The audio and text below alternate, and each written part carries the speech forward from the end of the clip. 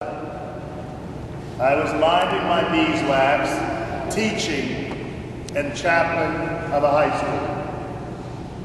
And I get a phone call telling me to come to a parish that I've never heard of, in a town I had no idea where it was, effective July 1st. After going back and forth with the Archbishop to make sure he had the right person, I had to call personnel, and I told them, this is crazy, I'm the new pastor. I'm leaving July 4th for Italy.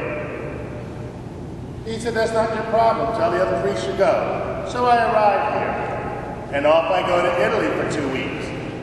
And I come back, during the course of the 1 week I was here, because as a teacher, I plan on traveling in the summer, so I had things booked. There is a letter of introduction from some lady named Rosemary who lives somewhere on Euclid Avenue, doesn't make it to church that often anymore, but would like to meet me. Please call my son Fred and set it up. So, I looked at it, I put it aside, I went to my next trip. I came back and the letter was staring at me. So eventually, back and forth, I got hold of Fred, and we set up our first lunch date.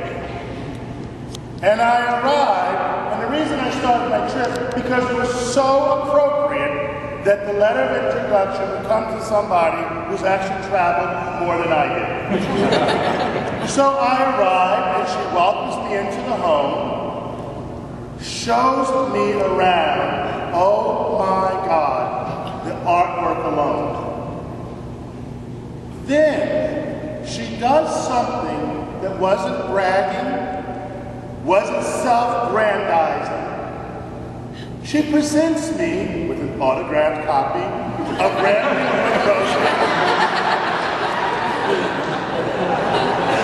I just lent it to Father Victor this morning. And I told her I would read it and get back to her. And I did, didn't I? But what she was doing in that book was welcoming me into the life of her family. She had decided I was to be part of this ever-growing family. So while I have no idea who is who, I know all about you. And I have to be honest, I looked at the station wagon. Is that really the station wagon? The one with the Beverly Hillbillies in it? But I have to tell you, and I usually never, ever, ever contradict a priest. I usually don't. And I know you all love him, and he is a phenomenal man, but I take exception to one thing that Father Joe did last night, or yesterday afternoon. He kept speaking about Rosemary in the past. We speak about her in the present. She is alive. Her body gave out, but not her.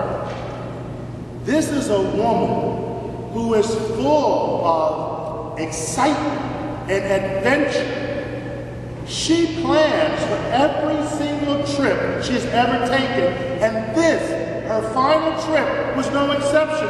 She had it planned out since 2003. There have been some changes to it, but she had the trip planned because she knew that she was going to make the greatest trip of her life, the biggest adventure. And like any of the other trips she ever made, she wasn't just going to explore a new country, a new place, a new land. But she had people waiting there. Your sister, your dad, they are waiting to show her around this new place. And let me tell you something.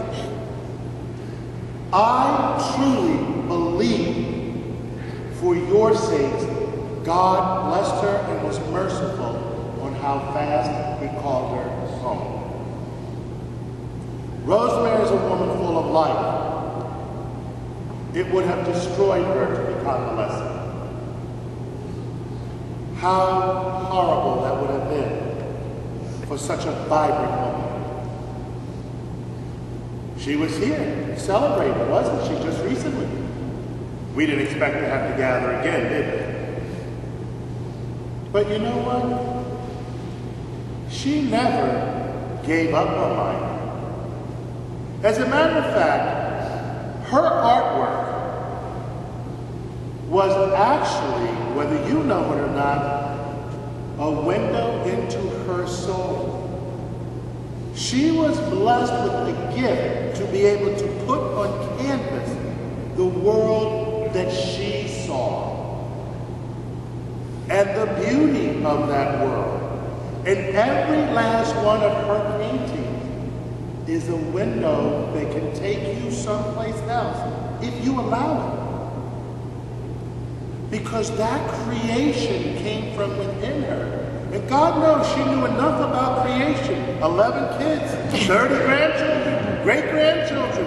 And that's not talking about all the adopted kids and everything. Do you guys still have the lake house? Okay, I'll make a deal with you. I'll say an extra prayer. I want to come and see that place. Are there like little markings of that you grew up and life and everything? But seriously, Rosemary shared the blessings that God gave her. I don't know if that woman ever knew no. There was always more room, a knife to cut a sandwich in half. There was always more time and more space, a little bit of a floor of this for anybody who came. She did things that I read about in her book and discussed with her that made the hair on the back of my neck stand up. And most of it happened in this country. Stupid things traveling across the world country with kids breaking down. And it's like, come on, tell me the truth. She did freak out, right? Come on, humor me. Come on, no? This is a woman. She hated shopping. She what? Hated shopping. She hated shopping. Well, there you go. But this is a woman who understood and understands that God gave us a precious gift of life so that we can use it. One of her crazy friends sitting here did something that I'm actually petrified of doing. They went up in a hot air balloon. How could you people let your mother do that? Like, seriously. What? We didn't know about it. No, you didn't know. There you go. You didn't know that. But you see, in everything Rosemary did, everything she does, she always rose to the occasion, and she always seeked to be with her God. Each of you children, and grandchildren, and great-grandchildren, each of you children by marriage, each of you her friends and family, you are always, and you are always, her face of love. Because when she looked at you, she saw a gift from God. And she celebrated each and every one of you. And every time I read the book, whenever I got to pictures, I kept counting to make sure all of you were there. Every last one of you have stockings that still hang at Christmas. No matter where you have moved to, you never left her heart. She welcomed your visits. She kept in touch. She knew everybody's name.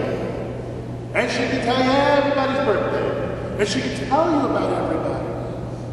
You see, she did a wonderful job with your dad.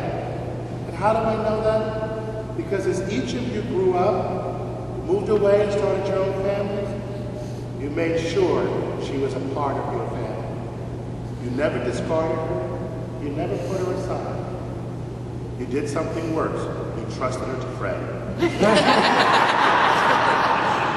All of you in favor.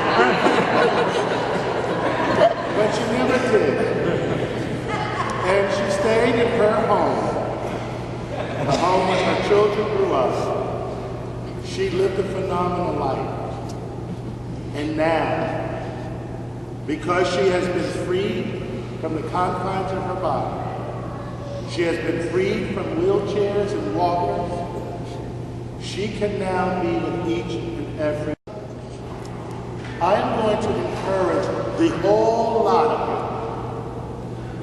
on her 1-year anniversary of birth, gather at the lake that she loves so much.